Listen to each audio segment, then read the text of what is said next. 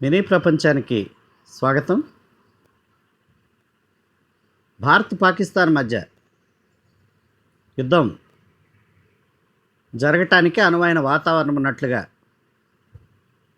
చాలా వార్తలు తెలుస్తూ ఉన్నాయి. మొత్తానికైతే మాత్రం సరిహద్దు ప్రాంతంలో తీవ్రమైన ఉద్రిక్త పరిస్థితి నెలకొని ఉన్నట్లు చాలామంది చెబుతూ ఉన్నారు.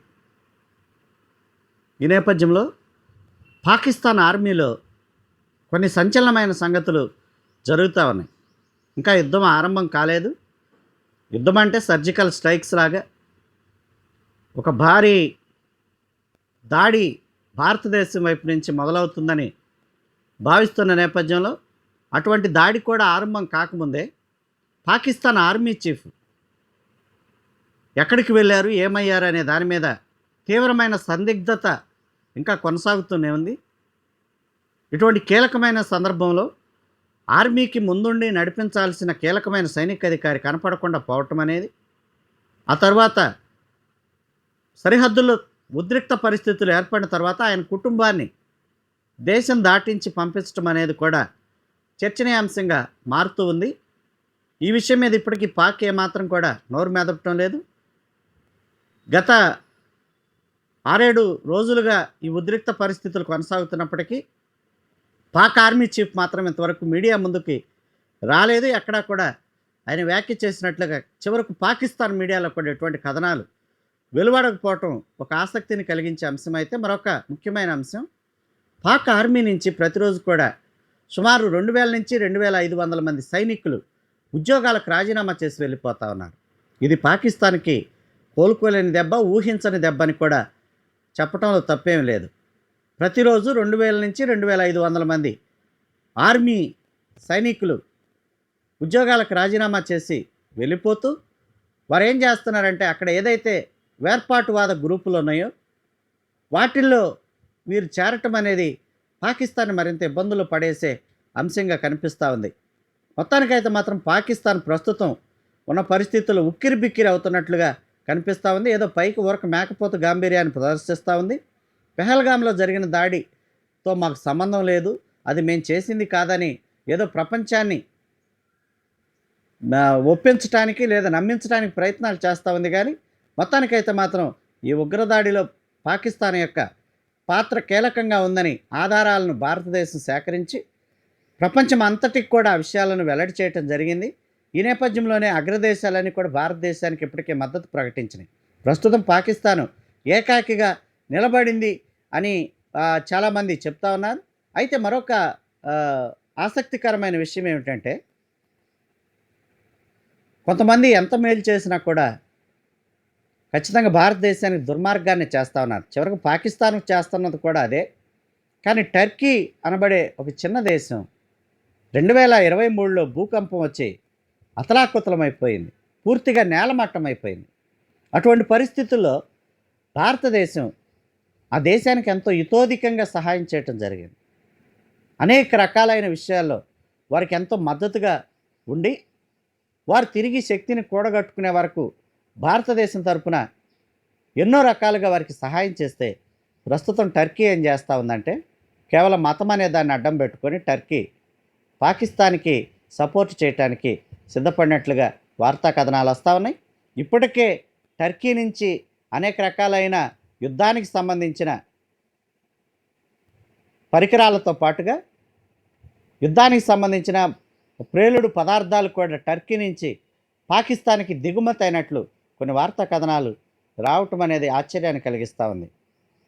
ఎప్పుడైనా కూడా మేలు చేసిన వాడిని తిరిగి కీడు చేయాలనుకోవటం బహుశా ఈ టర్కీ లాంటి దేశాలకి అది సాధ్యపడుతుందేమో తెలియదు. కానీ టర్కీ అయితే మాత్రం అక్కడికి సహాయం చేస్తున్నట్లుగా తెలుస్తూ ఉంది. అది తప్ప మిగిలిన దేశాలు ఏవి కూడా పెద్దగా పాకిస్తాన్కి ఇప్పుడు సహాయం చేసే పరిస్థితులు ఏమి కనపడటం లేదు. మొత్తానికైతే మాత్రం 1-2 రోజుల్లో భారతదేశం వైపు నుంచి దాడి మొదలవుతుందని చెప్పి పాక్ రక్షణ శాఖ మంత్రి కూడా నిన్న రాయిటర్స్కి ఇచ్చిన ఒక ప్రత్యేకమైన ఇంటర్వ్యూలో మాట్లాడటం జరిగింది. తర్వాత మా వ్యాఖ్యలను తాను మళ్ళీ సవరించుకొని 2-3 రోజుల్లో కీలకమైన పరిణామాలు జరుగుతాయని మాత్రమే నేను అన్నానని ఆయన చెప్తా ఉన్నారు. కానీ మొత్తానికైతే మాత్రం భారతదేశం వైపు నుంచి పాకిస్తాన్కి మాత్రం ఈసారి కోలుకోలేని దెబ్బ తగిలే అవకాశం ఉన్నట్లుగా ఇంటర్నేషనల్ మీడియా విశ్లేషిస్తూ ఉంది. ఎందుకంటే ఉగ్రవాదకు సంబంధించిన స్థావరాలన్నీ కూడా పాకిస్తాన్లోనే ఉన్నాయి. వారందరికి కూడా పాకిస్తాన్ ఒక రక్షణ కవచంలాగా ఉంది. ఇప్పటికే వారి దేశంలో ఎవరైతే ఉగ్రవాదులు ఉన్నారో వారందరూ కూడా సరిహద్దు ప్రాంతాలకి అవతల వైపుకి తరలించే ప్రయత్నాలు పాకిస్తాన్ ఆర్మీ చేస్తున్నట్లుగా చెప్తున్నారు. ఎందుకంటే ఒకవేళ భారతదేశం దాడి మొదలు పెడితే ఉగ్రవాద స్థావరాల మీద దాడి మొదలు పెడుతుంది. ఆ ఉగ్రవాదులు కనుక దేశంలో ఉంటే దానివల్ల నష్టం దేశంలో ఉన్న పౌరులకు, గ్రామాలకు, పట్టణాలకు కూడా జరిగే అవకాశం ఉంది. కానీ తెలివిగా ఆలోచించి ఇంకా దాడి ప్రారంభం కాకముందే ఉగ్రవాదులందరినీ కూడా సరిహద్దులకు దాటించే ప్రయత్నాలు పాక్ ఆర్మీ చేస్తున్నట్లుగా చెబుతూ ఉన్నారు. మొత్తం మీద ప్రపంచమంతా కూడా ఈరోజు భారత్ పాకిస్తాన్ మధ్య నెలకొన్న ఉద్రిక్త పరిస్థితుల గురించి ఎక్కువగా ఆలోచిస్తూ ఉన్నారు. ఇవే ఆసక్తిని కలిగిస్తూ ఉన్నాయి. రష్యా కూడా ఇప్పటికే ప్రత్యేకమైన విజ్ఞప్తి చేయడం జరిగింది. ఎవరైతే పాకిస్తాన్లో రష్యా పౌరులు ఉన్నారో వారందరూ కూడా ఆ దేశాన్ని వదిలి వచ్చేయాలని చెప్పి రష్యా అధ్యక్షుడు పుతిన్ ఇప్పటికే ఆయన బహిరంగ ప్రకటన చేయడం జరిగింది. ఈసారి మాత్రం భారతదేశం ఊరుకునే పరిస్థితి పెద్దగా కనపడటం లేదు. అంటే అమాయకుల మీద దాడి ఏం చేయరు, కానీ చాలామంది అనుకుంటా ఉన్నారు యుద్ధం అంటే ఎకాఎకిని పోయి అక్కడున్న అందరిని పట్టుకొని చంపేస్తారని అనుకుంటా ఉన్నారు. కానీ అటువంటి దుర్మార్గమైన పనులకు ఎప్పుడు కూడా భారతదేశం ఒడికట్టదు. కానీ ఎక్కడైతే ఉగ్రవాద స్థావరాలు ఉన్నాయో వాటి లక్ష్యంగా మాత్రమే దాడులు జరిగే అవకాశం ఉంది. గతంలో సర్జికల్ స్ట్రైక్స్ కూడా అంతే జరిగినాయి. ఉగ్రవాద స్థావరాలు ఎక్కడైతే ఉన్నాయో వాటిని గుర్తించి మాత్రమే దాడులకు పాల్పడటం జరిగింది. ఇప్పుడు కూడా అటువంటి దాడులే జరిగే అవకాశం ఉంది. ఇందుకోసమని ఇజ్రాయెల్ అత్యాధునికమైన బాంబులను భారతదేశానికి సరఫరా చేసినట్లుగా చెప్తూ ఉన్నారు. ఎందుకంటే ఇజ్రాయెల్కి సంబంధించిన అత్యాధునికమైన యుద్ధ విమానాలు భారత భూభాగంలోకి వచ్చి తిరిగి వెళ్ళిపోయినట్లుగా తెలుస్తుంది. వారి దగ్గర ఉన్న సాంకేతికపరమైన పరిజ్ఞానాన్ని కూడా భారతదేశానికి ఇజ్రాయెల్ ఇప్పుడు ఇతోధికంగా అందిస్తూ ఉంది.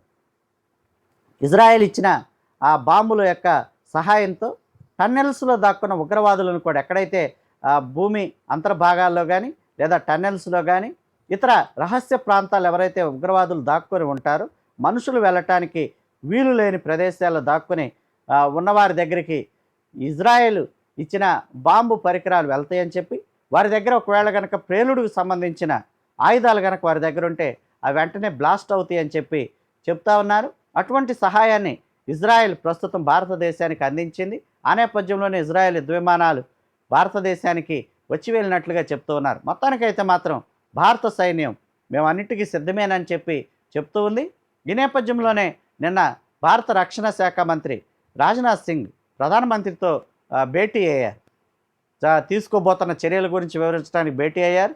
అంతకు మునుపు ఆయన త్రివిధ దళాధిపతులతో కూడా రక్షణ మంత్రి ప్రత్యేకమైన సమావేశాన్ని ఏర్పాటు చేయటం జరిగింది. ఈ నేపథ్యంలో భారత ఆర్మీ కూడా పంజాబ్ సరిహద్దు ప్రాంతాల్లో ఉన్న ప్రజలకు సూచన చేయడం జరిగింది. ఎవరైతే పంట పొలాలు ఉన్నాయో వాటన్నిటిని కూడా మీరు కేవలం 2 రోజులు అంటే అయిపోయింది, ఆ సమయం కూడా అయిపోయింది, మీరు 2 రోజుల్లో కోతలన్నీ కూడా ముగించుకోవాలని చెప్పి కీలకమైన సూచనలు చేయడం జరిగింది. ఏదేమైనా కూడా ఈసారి మోదీ ఏదైతే చేయబోతా ఉన్నారో పాకిస్తాన్ ఉగ్రవాదులను అణచటానికి ప్రజల మీద కాదు ఉగ్రవాదుల మీద అణచటానికి ఉగ్రవాదుల మీద చర్యలు తీసుకోవటానికి ప్రధానమంత్రి మోదీ ఏ చర్య తీసుకున్నా కూడా యావత్ భారతావని ఆయనకు మద్దతుగా నిలబడతామని చెప్పి ఇప్పటికే ప్రజలందరూ కూడా ప్రకటించడం జరుగుతూ ఉంది. నిజమైన దేశభక్తులందరూ కూడా మోదీ ఏం చేస్తారనే దాని మీద దృష్టి కేంద్రీకరించడం జరిగింది.